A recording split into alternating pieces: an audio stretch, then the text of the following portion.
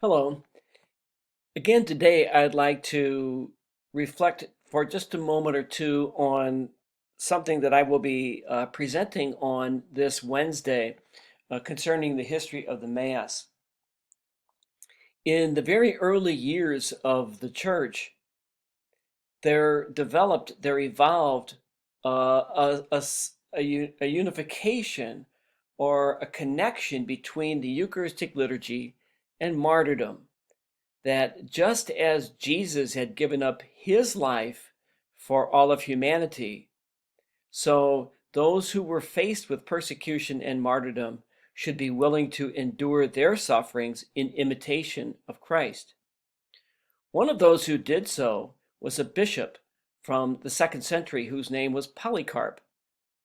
Polycarp has the distinction of being, according to Christian history, the last connection with the apostles. It is believed he was a disciple of the apostle John. And so his life and his words and his memory carry a special weight within the history of the church. Well, Polycarp, when he faced martyrdom, embraced it. He was burned to death, and as he was being prepared for death, this is the prayer that he offered.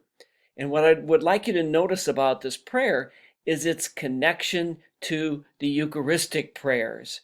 So the prayer of Polycarp is, in a sense, a Eucharistic prayer, showing that connection between the Eucharistic liturgy and martyrdom. And so Polycarp prayed this: Father of your beloved and blessed Son, Jesus Christ, through whom we have received the knowledge of you, I bless you that you have counted me worthy of this day and hour, that I might be in the number of the martyrs. Among these may I be received before you today in a rich and acceptable sacrifice, as you have beforehand prepared and revealed.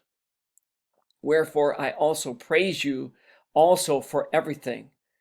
I bless you, I glorify you through the eternal high priest Jesus Christ, your beloved Son, through whom, with him, in the Holy Spirit, be glory unto you both now and for the ages to come. Amen.